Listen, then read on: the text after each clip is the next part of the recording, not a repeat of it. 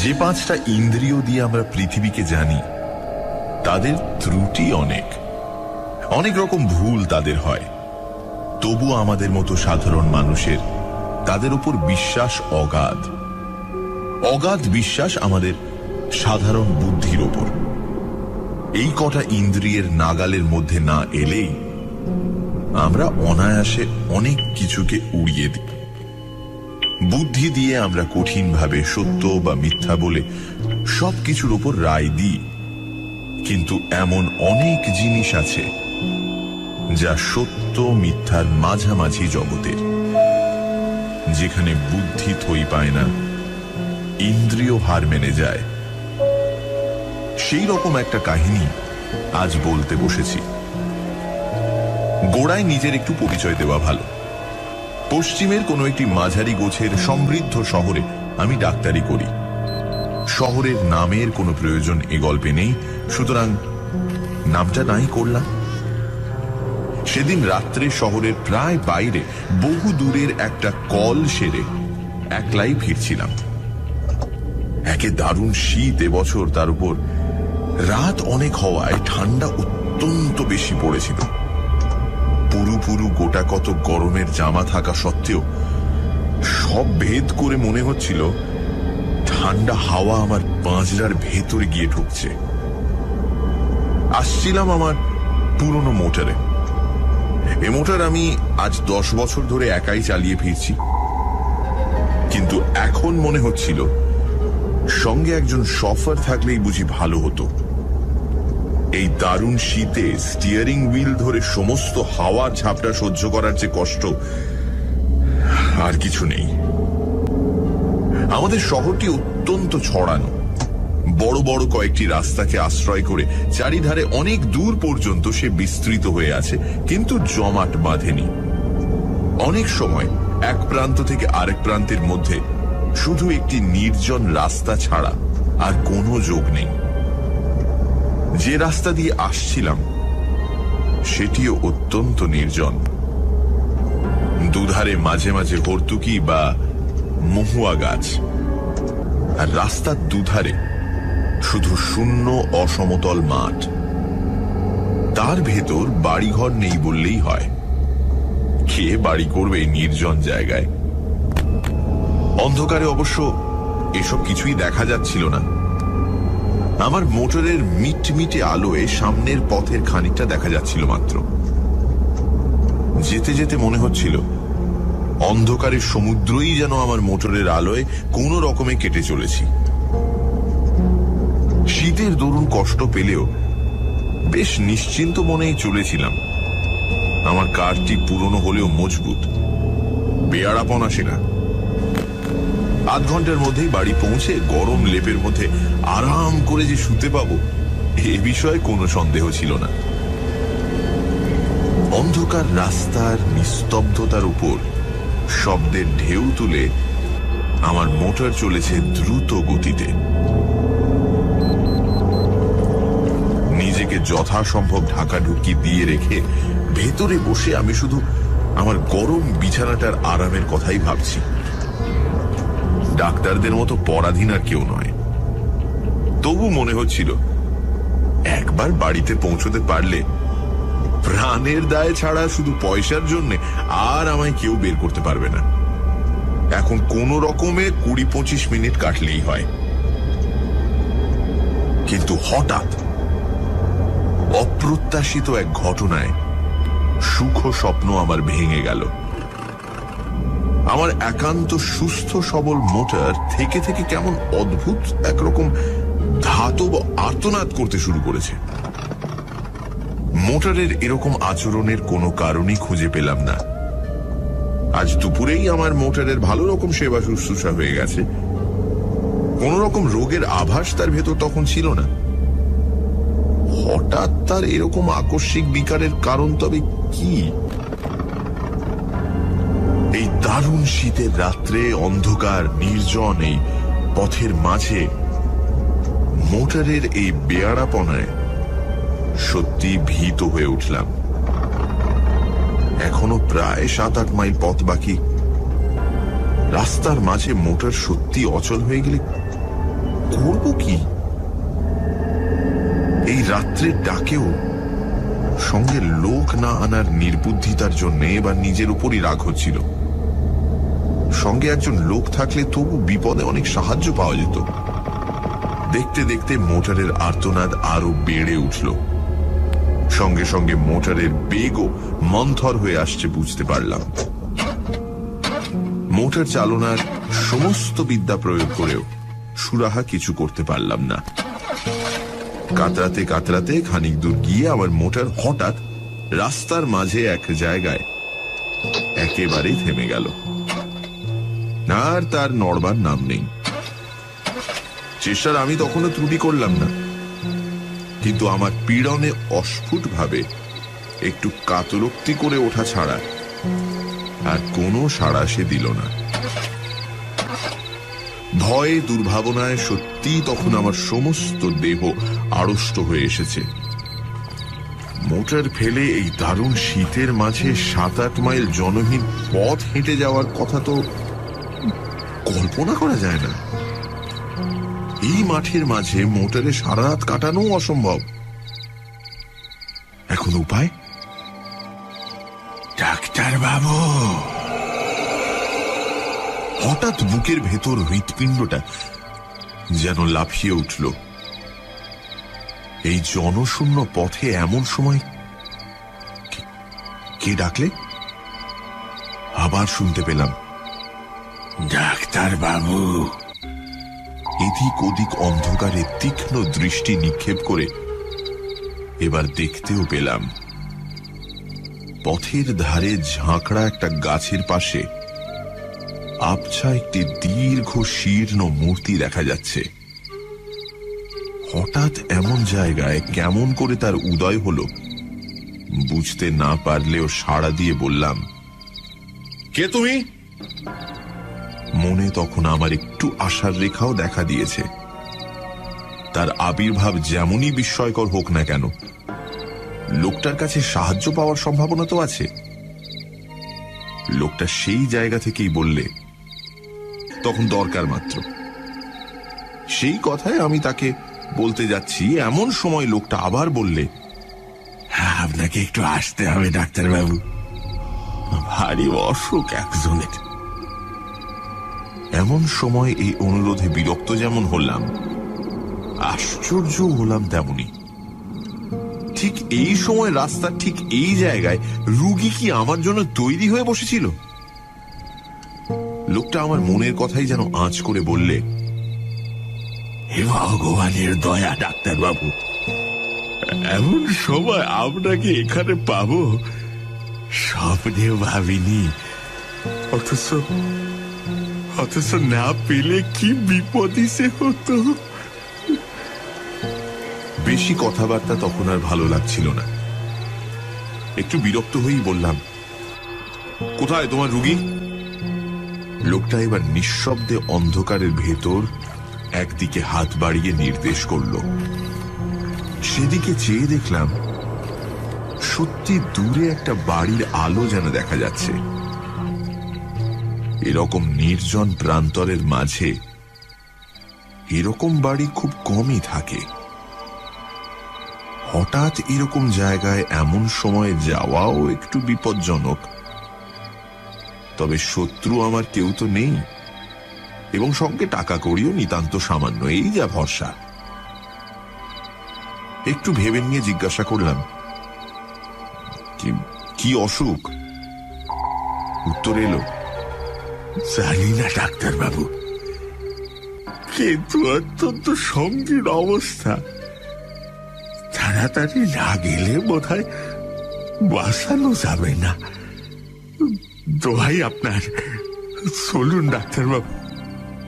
কোথায় নিজের বিপদ সামলাবো, না হঠাৎ রাস্তার মাঝে মাঝরাতে যেতে হবে পরের চিকিৎসায়? তবু ডাক্তার মানুষ, জীবন মরণের সমস্যা শুনলে চুপ করে বসে থাকতে পারা যায় না। বাধ্য হয়েই তাই বললাম, চলো।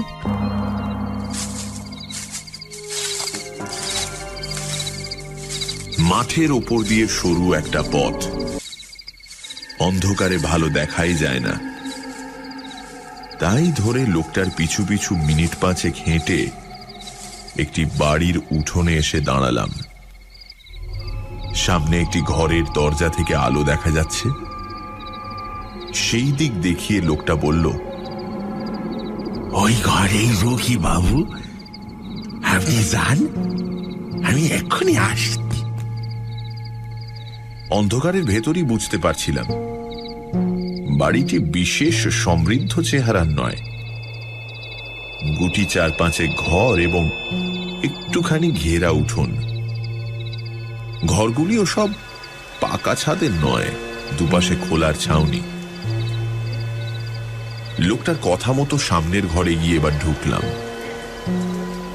ঘরটি আয়তনে বিশেষ বড় নয়, তার উপর নানান আকারের বাক্স পেঁটরায় বোঝাই বলে ভেতরে নড়বার চড়বার স্থান অত্যন্ত অল্প। দরজার মুখোমুখি একটি জানালা।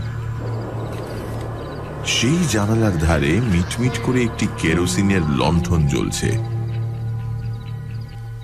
সেই আলোতেই অস্পষ্টভাবে দেখা গেল দরজার বাঁ ধারে একটি চারপায়ায় অত্যন্ত শীর্ণ এক ভদ্রলোক শুয়ে আছেন।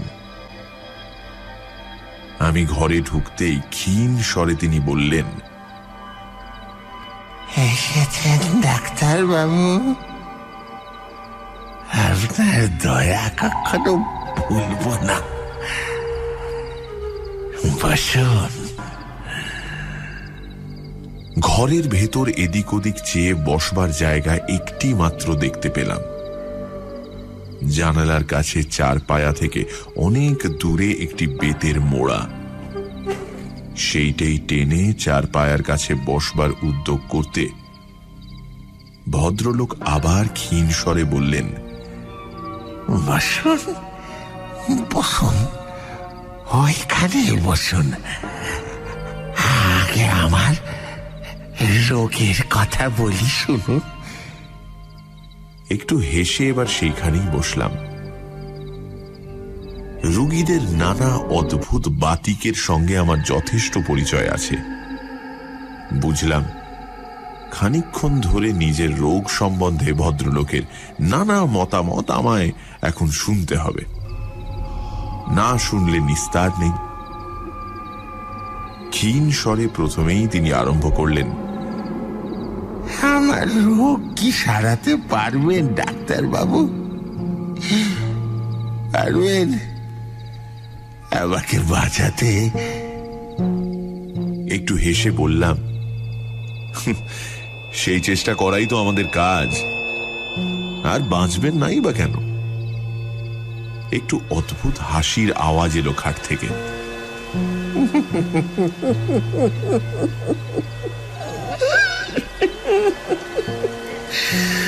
বাঁচতেও পারি তাহলে ডাক্তার বাবু? কেমন? বললাম, পারেন বই কি। কি এমন হয়েছে আপনার? না, তেমন আর কি হয়েছে। ভদ্রলোক আবার যেন হাসলেন, তারপর বললেন, ডাক্তারদের অনেক ক্ষমতা, না? কিন্তু ধরুন তাতেও যদি না বাঁচি, যদি আজ রাত্রেই মারা যায়,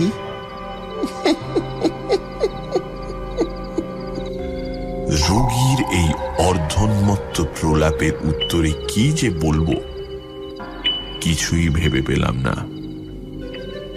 মনে মনে তখন এই বিলম্বের জন্য অস্থির হয়ে উঠছি। রোগী আবার বললেন, যদি যদি আপনি থাকতে থাকতেই মারা যায় ডাক্তার বাবু, কি হবে তাহলে? কে আপনার ফি দেবে?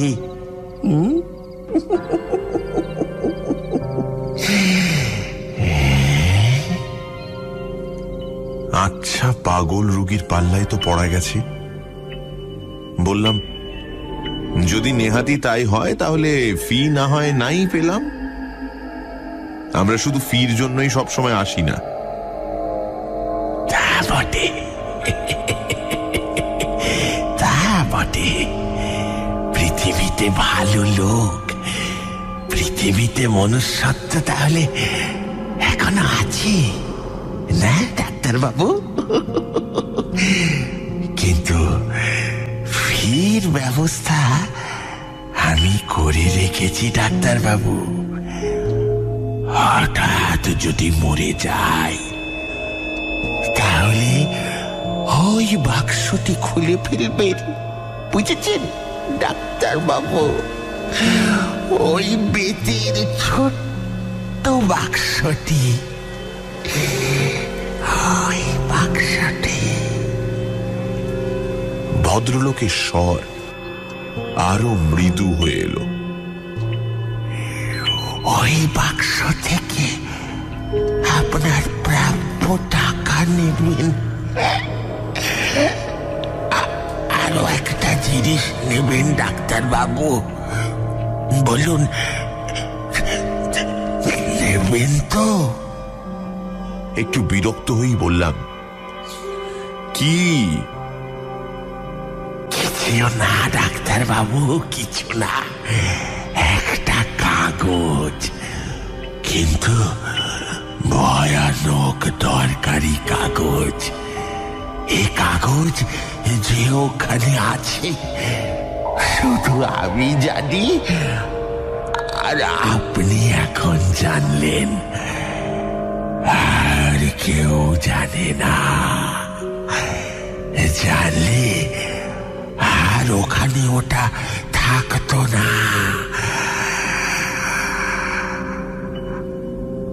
ভদ্রলোক একটু চুপ করে থেকে একটু হেসে আবার বললেন,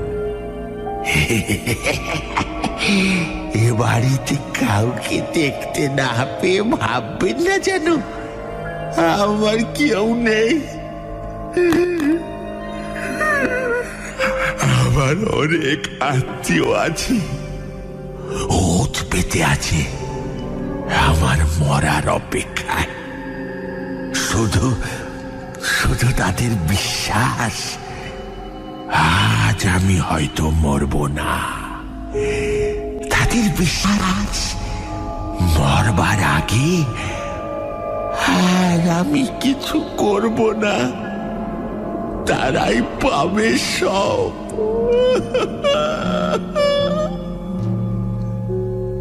আমি এবার বলতে যাচ্ছিলাম, আপনার অসুখটা সম্বন্ধে। অসুখ তো দেখবেনি, তার আগে আর একটা কথা বলিনি। ওই কাগজটি আমার উইল ডাক্তারবাবু, আমার ছেলের নামে উইল। সে ছেলেকে আমি ত্যায্য পুত্র করেছিলাম একদিন, কোথায় আছে তাও জানি না। কিন্তু জানেনি তো, রক্ত জলের চেয়ে ঘন। আর বেশিক্ষণ অপেক্ষা করা যায় না। মোড়া থেকে উঠে পড়ে আমি বললাম, এইবার আমি দেখতে পারি? খাট থেকে আওয়াজ এলো, দেখুন। আমি খাটের কাছে এগিয়ে গিয়ে রুগীর নাড়ি দেখবার জন্য হাতটা তুলে ধরলাম, এবং পর মুহূর্তেই সেই দারুণ শীতের ভেতরও আমার সমস্ত দেহ ঘেমে উঠল। সে হাত বরফের মতো ঠান্ডা। রোগী মৃত। শুধু মৃত হলে এতখানি আতঙ্কের আমার বোধহয় কারণ থাকতো না, কিন্তু ব্যাপার যে আলাদা। ডাক্তারি শাস্ত্রে যদি কিছু সত্য থাকে, তাহলে এই রোগী এইমাত্র কখনোই মারা যায়নি, তার মৃত্যু হয়েছে অনেক আগে, কয়েক ঘন্টা আগে। সমস্ত দেহ তার কঠিন। উন্মাদের মতো আরো খানিকক্ষণ পরীক্ষা করলাম, না, ভুল আমার হতেই পারে না। কিন্তু তাহলে এ ব্যাপারের অর্থ কি? তখন কিন্তু স্থিরভাবে কোনো চিন্তা করবার আর আমার ক্ষমতা নেই। আতঙ্কে আমার বুকের স্পন্দন পর্যন্ত যেন থেমে আসছে। হঠাৎ জানালার কাছে বাতিটা দপ দপ করে নেচে উঠল। সেটা একবার নেড়ে দেখলাম, তাতে তেল এক ফোঁটাও নেই। প্রান্তরের মাঝে নিস্তব্ধ নির্জন বাড়িতে এই ভয়ঙ্কর অবস্থায় আমি একা। এই বাতির আলোটুকুই যেন আমার একমাত্র সহায় ছিল, তাও নিভতে চলেছে দেখে আমি দ্রুত পদে ঘর থেকে বেরিয়ে পড়ি। বুঝতে পারলাম পেছনে আলোটা আর কয়েকবার নেচে নিভে গেল। তখন আমি উঠোন ছাড়িয়ে এসেছি প্রায়। কিভাবে তারপর অন্ধকার প্রান্তরের ভেতর দিয়ে ছুটতে ছুটতে এসে মোটরে উঠেছিলাম তা আমার মনে নেই।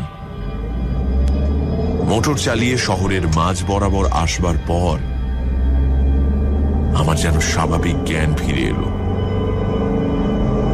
সবচেয়ে আশ্চর্য ব্যাপার মনে হলো, মোটরের এই চলা, খানিক আগে অদ্ভুতভাবে যে মোটর বন্ধ হয়ে গিয়েছিল, হঠাৎ এবার বিনা চেষ্টায় আপনা হতে সে মোটর এমন শুধরে গেল কি করে? তারপর দিন দিনের আলোয় লোকজন সঙ্গে করে নিয়ে সেই প্রান্তরের মাঝকার বাড়ির নিঃসঙ্গ রুগীর শেষ ইচ্ছা পূর্ণ করবার ব্যবস্থা করেছিলাম। তার ছেলেই আজকাল সমস্ত বিষয়ের মালিক।